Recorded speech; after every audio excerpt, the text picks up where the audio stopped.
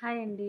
మనకి ఎప్పుడైనా ఏదైనా ఫేస్ వాష్ అయిపోతే దయచేసి దాన్ని పడేయకండి. ఎందుకంటే దీంట్లో ఖచ్చితంగా కొంచెమైనా ఉంటుంది. డబ్బులు ఎవరికి ఊరికే రావు అని అంటుంటాడు కదా మన గుండంకులు. ఓకే, నేను ఇప్పుడు మీకు చూపిస్తాను, చూడండి. దీని ఇలా ఉంటుంది కదా, కొంచెం కట్ చేసుకోండి ఇలా.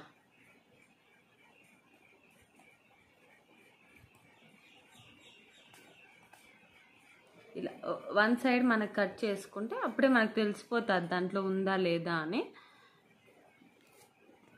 నేనైతే ఉంది అనే అనుకుంటున్నాను. పర్లేదండి, కొంచెం ఉన్నా మనకి 5 days అయినా వస్తుంది ఇది కట్ చేసుకున్నాక.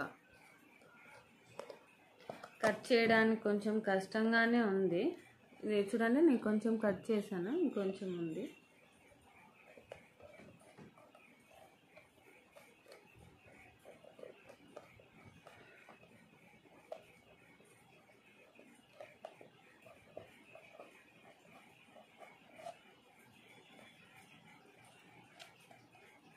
ఓకే, బాగానే ఉందండి నా దాంట్లో.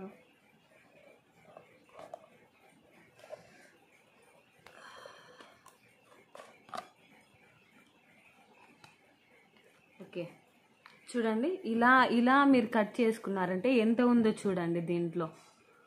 ఇది ఎంత లేదన్నా మనకి 5 days అయినా అవుతుంది.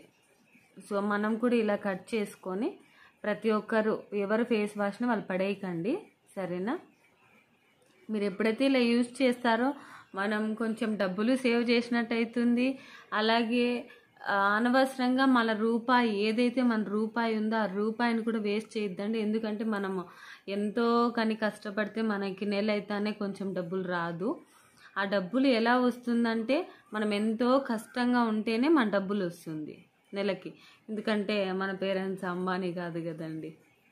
ఓకే, అన్నట్టు మర్చిపోయానండి, గుండంకులు డబ్బులు ఎవరికి ఊరికే రావు అంటుంటాడు కదా, అతని గోల్డ్ షాప్ నేమ్ ఏదో మర్చిపోయినాను, తెలిస్తే కామెంట్ చేయండి. Thank you, bye.